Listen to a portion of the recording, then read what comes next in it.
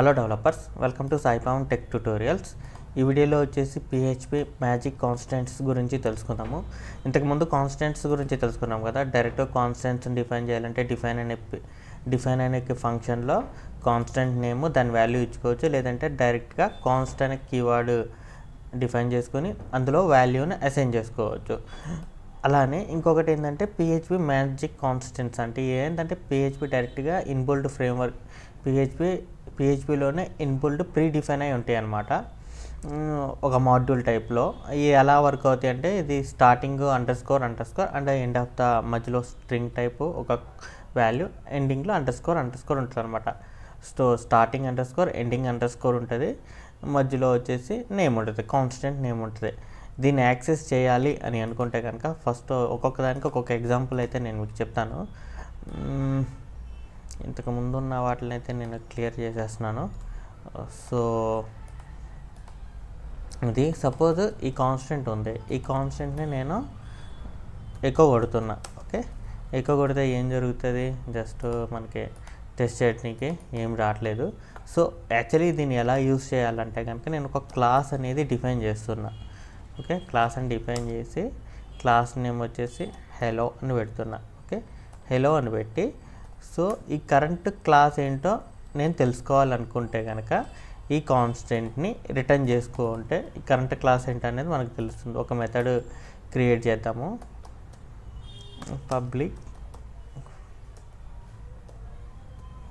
Function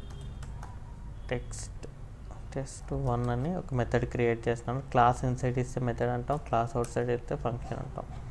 okay, so ఒక method అయితే నేను క్రియేట్ చేస్తున్నాను. ఒక ఆబ్జెక్ట్ అనేది ఒక ఆబ్జెక్ట్ అనేది క్రియేట్ చేస్తున్నాను. నెక్స్ట్ క్లాస్ క్రియేట్ అనేది ఒక ఆబ్జెక్ట్ క్రియేట్ చేస్తున్నాను. Object is equal to new hello. Okay, so దీని లోపల ఏముంది? ఈ క్లాస్ లోపల ఈ టెస్ట్1 అనే మెథడ్ ఉంది, దీన్ని నేను ఇక్కడ కాల్ చేస్తున్నా. ఓకే, సో కాల్ చేసి నేను ఇక్కడ రీలోడ్ చేస్తున్నా. సో ఎటువంటి అవుట్పుట్ రాలేదు. సో నేను దీన్ని ఇక్కడ ఎకో చేస్తున్నా. ఎకో కొట్టానంటే కనుక క్లాస్ నేమ్ ఏంటి? హలో అనేసి వస్తుంది కదా. ఈ క్లాస్ నేమ్ అనేది ఇక్కడ ఇందులో రిటర్న్ అయ్యింది. సేమ్ అలానే నెక్స్ట్ dir అంటే current directory of the file. అంటే ఇప్పుడు ఎక్కడ ఏ డైరెక్టరీలో ఉన్నాం అనేది మనకి ఇది చెప్తుంది అనమాట. ఎకో కొట్టి డైరెక్ట్ ఒకసారి dir అని పెట్టామంటే ఇది కరెంట్ డైరెక్టరీ డీలో ఎగ్జాంపుల్ లోపల hd లోపల day1 అనే ప్రాజెక్టు, దీని లోపల మనం ఉన్నామంటే కరెంట్ డైరెక్టరీ. సో ఇది కరెంట్ డైరెక్టరీ అనేది ఎలా ప్రింట్ అవుతుంది. బేసిక్ ఇవి ఎలాంటి సిచ్యువేషన్లో యూజ్ అవుతాయి నేను మీకు ఫ్యూచర్లో చెప్తాను. ఎప్పుడైనా ఫైల్ అప్లోడింగ్ ఇటువంటి టైంలో నేను మీకు ఇవి చెప్తాను. అలానే ఫైల్, సో సేమ్ లైక్ ఇది డైరెక్టరీని ప్రింట్ చేస్తుంది, ఇది వచ్చేసి ఫైల్ వరకు ప్రింట్ చేస్తుంది అంతే. ఓకే, నెక్స్ట్ వచ్చేసి ఫంక్షన్. ఈ ఫంక్షన్ వచ్చేసి డైరెక్ట్గా ఇట్లా మనం ఎక్కువ కొడితే చూపించదు. సో డైరెక్ట్ మరి ఈ ఫంక్షన్ తెలుసుకోవాలనుకుంటే మళ్ళీ same like creative one function name వచ్చేసి హెల్లో టెస్ట్ అని పెట్టి దీని లోపల ఎకో అని కొడుతున్నా. Echo function. ఓకే, ఈ ఫంక్షన్ని ఈ టెస్ట్ లోపల ఎకో అని కొడుతున్నాను. ఈ ఫంక్షన్ని నేను ఇక్కడ కాల్ చేసినాను అనుకోండి.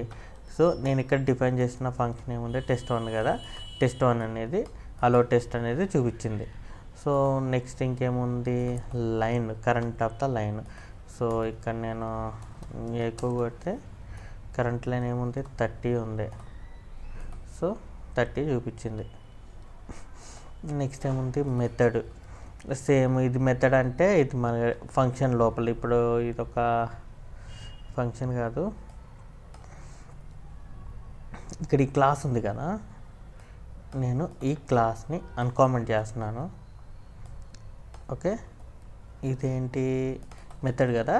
సో ఇక్కడ క్లాస్ నేమ్ కాకుండా మెథడ్ నేమ్ రాద్దాం అనుకున్నా. టెస్ట్1 కరెంట్ మెథడ్ ఏదైతే ఉందో ఆ మెథడ్ అనేది ఇక్కడ ప్రింట్ అవుతుంది. ఇదేంటి? క్లాస్ హలో అనే క్లాస్లో టెస్ట్1 అనేది మెథడ్.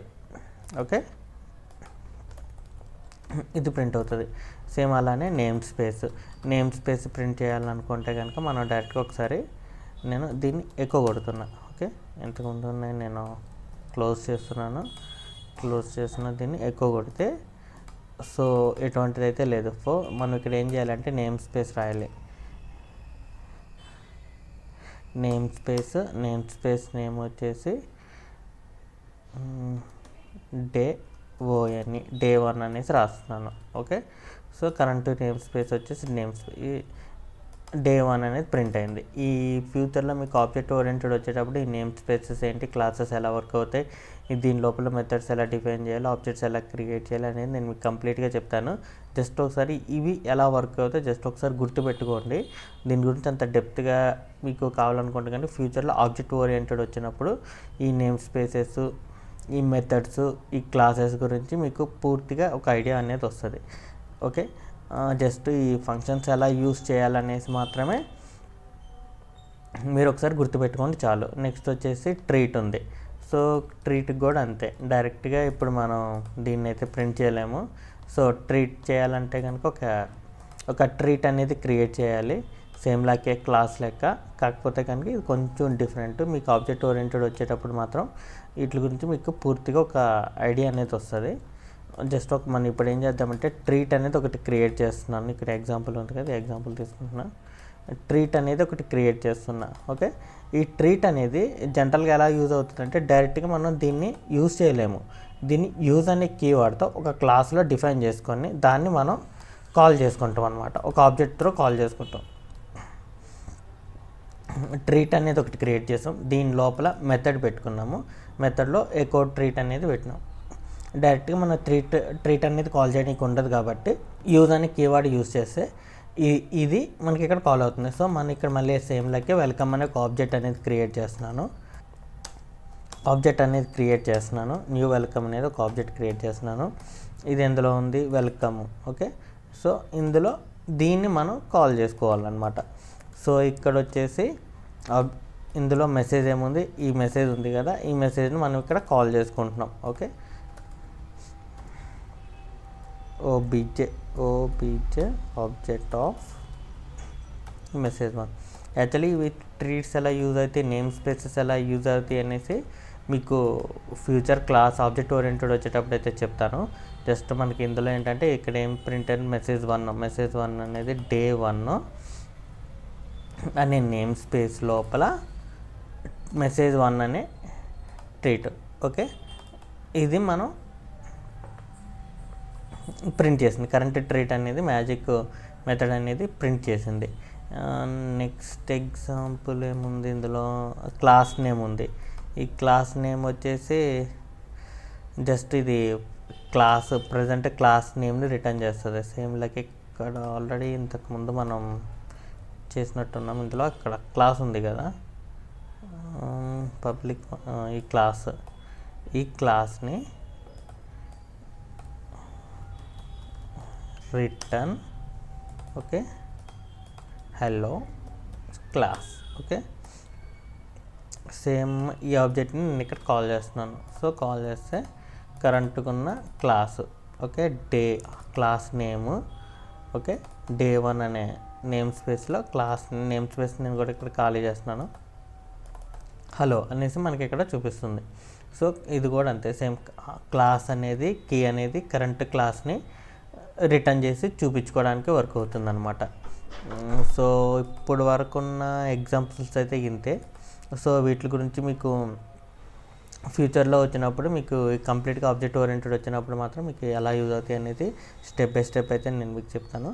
సో అలానే మా ఛానల్ని అయితే Sai Pavan tech tutorials channel అయితే సబ్స్క్రైబ్ చేయండి, అలానే లైక్ చేయండి.